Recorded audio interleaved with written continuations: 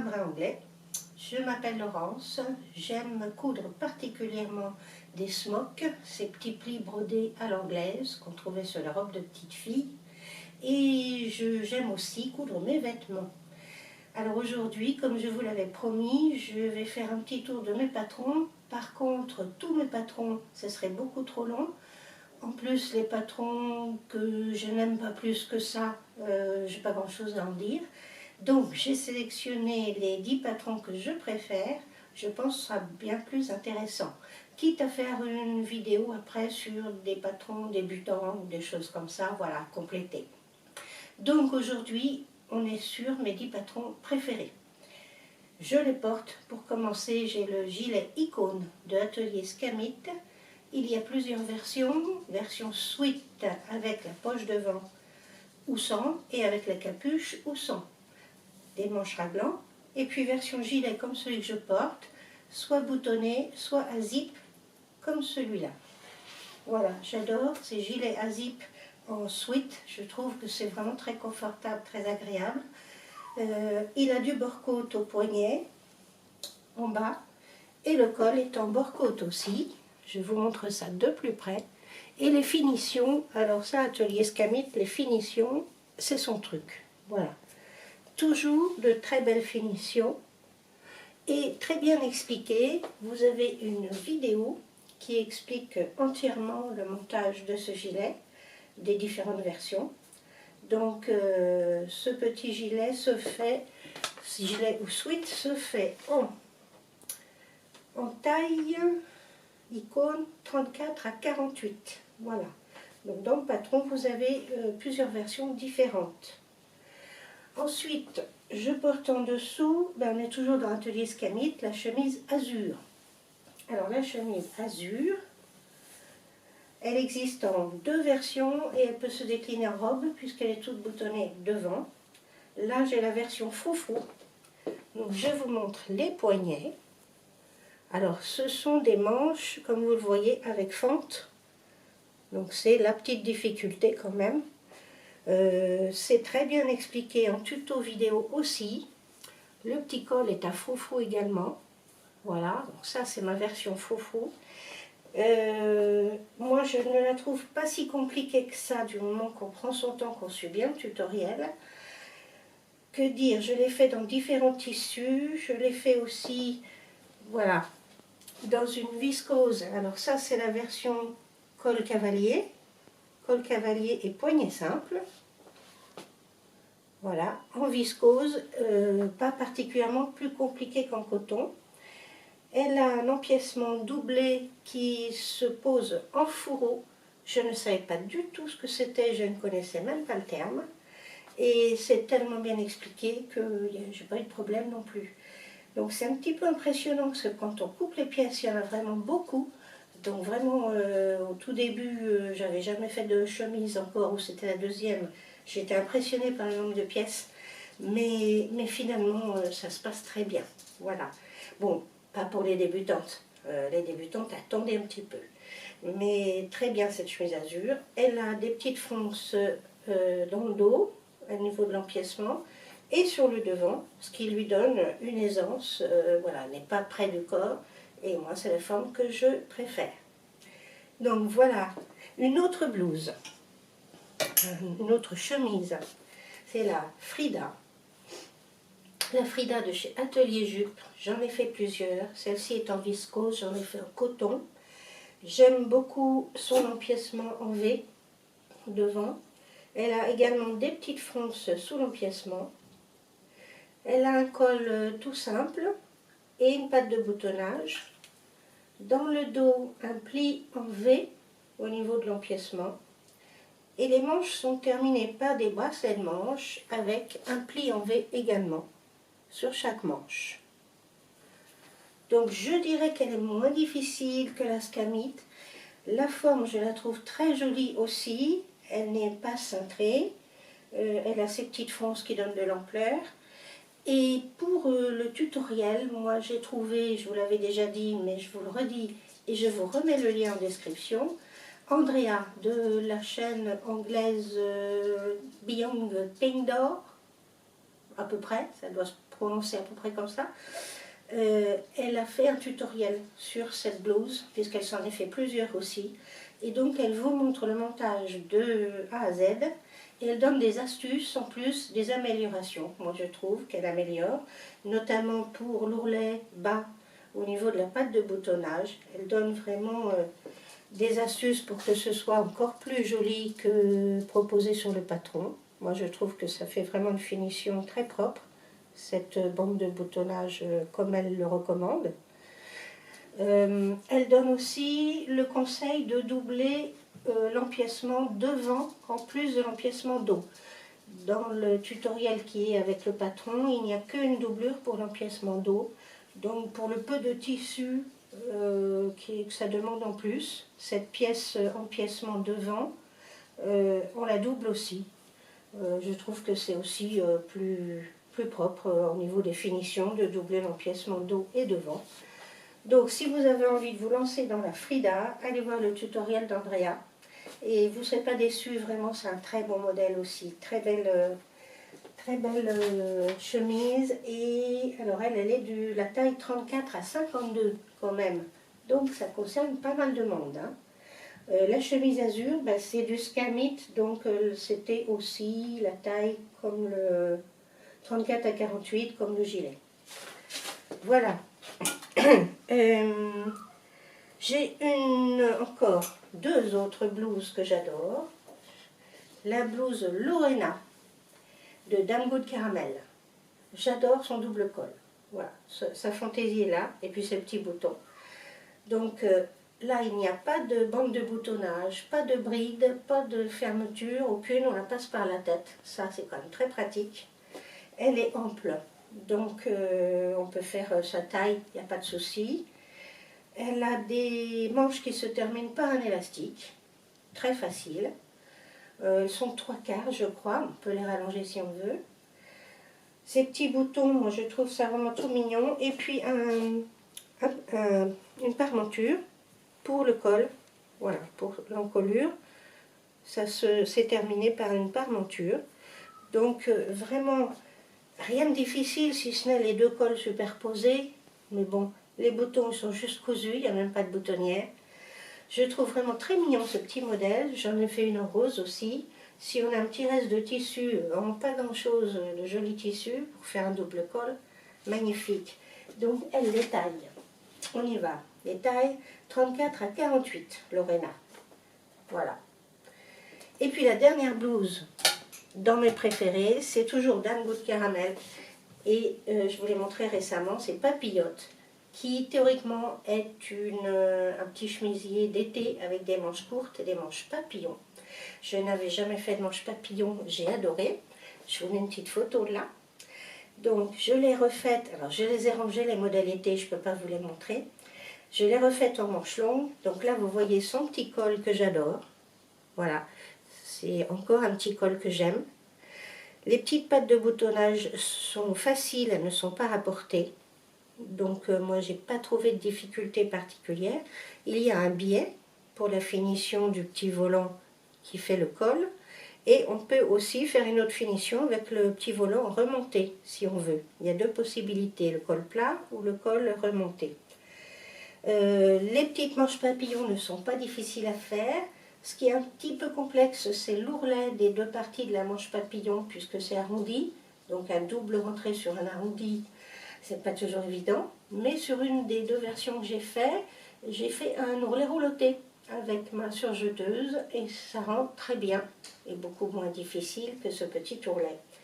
Donc, chez Dame Good Caramel, ça doit être pareil que Lorena, la papillote, 34 à 48. Voilà. Donc là, j'ai fait une version manche longue, en viscose. Elle me plaît tellement que j'en voulais pour l'hiver.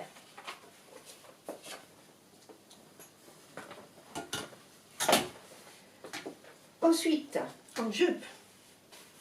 Jupe, j'ai sélectionné un modèle que j'aime beaucoup. C'est la jupe Groovy de Liz Taylor. Groovy de Liz Taylor, je vous donne tout de suite les tailles. La Groovy de 34 à 52. Quand même assez large. Alors, je l'aime beaucoup parce que j'aime sa forme. Alors, elle est théoriquement jupe trapèze. Moi, je l'ai rattrapée un petit peu pour qu'elle soit moins trapèze, voilà, mais ça, c'est mon goût personnel. Elle a des pinces dans le dos, quand on est un peu cambré, c'est mieux ajusté. Je trouve que c'est pas mal du tout, ces pinces dans le dos. Une vraie braguette, et là, je me suis étonnée toute seule, c'est tellement bien expliqué que je l'ai réussi du premier coup. Je n'avais jamais monté de braguette. Maintenant, je sais comment est faite une braguette et comment les monter. Donc ça, c'est vraiment la bonne surprise. Ça me faisait un peu peur, mais ça se passe très bien. Et puis, ce que j'aime beaucoup aussi, c'est que sa ceinture, là, au lieu d'être repliée à l'intérieur et piquée avec la partie extérieure, ce qui n'est pas toujours évident de bien piquer dans la piqûre de l'extérieur sans déborder ou bien parallèle, c'est pas toujours facile. Et bien là, elle n'est pas repliée, elle est juste finie avec un biais. Voilà, on pose un biais sur le bord cru de la ceinture à l'intérieur, puis on fait des petits points pour la maintenir. En plus, c'est joli comme finition. Des petits points pour la maintenir à l'intérieur et on ne se casse pas la nénette à coudre la partie intérieure de la bande de taille sur la partie extérieure. Et il n'y a pas les grosses épaisseurs non plus que ça peut représenter. Donc cette jupe Groovy, vraiment très bien. Je l'ai rallongée moi parce qu'elle est présentée en jupe courte et je ne porte plus de jupe courte. Donc je l'ai rallongée, mais ça c'est pas compliqué, chacun fait à sa façon. Donc voilà pour la jupe que je préfère. Ensuite, le pantalon que je porte. Le pantalon que je porte, mon préféré, c'est le Pio de Ridi Toussaint. Avec ses poches comme ça, je le trouve très original. Sa petite couture tout le long du devant de la jambe. Je trouve que ça lui donne aussi un petit côté chic. On peut lui mettre des poches derrière. Je ne l'ai pas fait sur cette version. Si, d'ailleurs je l'ai fait. Je vous montre, voilà, les poches derrière. Et la taille est élastiquée tout autour.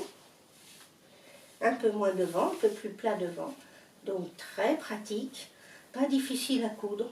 Vraiment pas difficile. Il y a plus facile, mais enfin, il y a juste les petites poches et les jambes qui sont en deux parties. Il faut faire attention, mais c'est pas très difficile. Donc ce pantalon Pio, je l'adore. J'en avais fait un été et là j'ai fait un demi-saison. Taille 32 à 58. Donc voilà, vous êtes concernés certainement. Tombe très bien. Vraiment, il tombe très bien et c'est celui que je préfère. Qu'est-ce que je vais vous présenter encore? Je crois qu'on a fait le tour. Non, dans les petits gilets, je vous ai montré le Scamit Icône. Et voilà, j'aime beaucoup aussi le petit tout simple gilet Monceau de Cozy Little World. Il est présenté avec un patron de sweat. Le sweat Courcelles et gilet Monceau sont vendus ensemble. C'est très simple, très très simple. On peut lui mettre des boutons avec boutonnière ou des boutons pression ou rien du tout. Après, il est tellement simple, si on veut, on peut lui rajouter des poches, on peut lui rajouter des galons au bord des manches, en bas, à l'encolure. On peut faire des tas de choses. Vraiment, c'est une base, ce gilet. Et ça n'empêche pas de faire des fantaisies si on a envie. Donc celui-là, je l'ai fait dans un jersey matelassé. Je trouve que ça tombe très bien, ça fait même veste plus que gilet. Un joli jersey matelassé, je ne sais plus où je l'ai trouvé, probablement tissu du renard, mais ça fait déjà un moment, j'en suis pas certaine. Je vous le montre porté, donc il a juste voilà, la parmenture à l'intérieur qui est surfilée. Bon, comme c'est du jersey, c'était pas obligé. Les boutonnières sur la patte devant et les boutons. Voilà, donc vraiment ce petit gilet, il vaut le coup. Il passe avec tout. C'est un basique. C'est un basique, ça passe avec tout. Voilà, on peut faire la couleur que l'on veut. Alors plutôt un tissu avec de l'élasticité. En chaîne et trame, c'est pas prévu. Bon, mais un jersey, un sweat, un tricot. Voilà, ce petit pull est vraiment mignon. Et j'en ai fait une autre version que je vous montre tout de suite. Et voilà, dans un sweat beige pailleté. Et je me suis permis de la fantaisie sur les points de couture. J'ai utilisé des points fantaisie pour l'encolure et la bande de boutonnage. Et un autre point fantaisie pour les manches et le bas du gilet. et ça lui donne voilà, ça lui donne un aspect unique, une petite fantaisie sans forcément ajouter du galon ou autre. Et une troisième version, voilà, c'est un jersey bouclette. Et celui-là, je lui ai mis des boutons pression. Comme il n'est pas très épais, des boutons pression blancs, façon nacrée un peu. Voilà, c'est la seule fantaisie qu'il ait celui-là, mais comme déjà le tissu est un peu fantaisie. Donc vraiment, ce gilet monceau passe partout, on peut en faire autant de versions de couleurs qu'on veut, et vraiment facile. Donc même les débutantes peuvent s'y coller.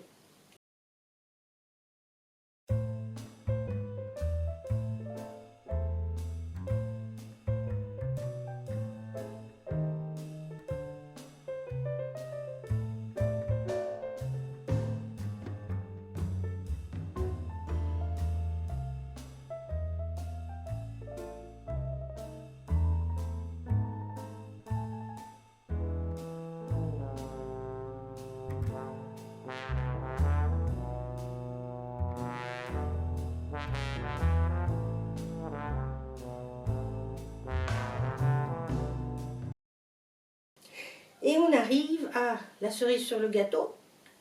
Mon préféré des préférés de patron, c'est le trench coat. Le trench coat, je l'ai tellement adoré.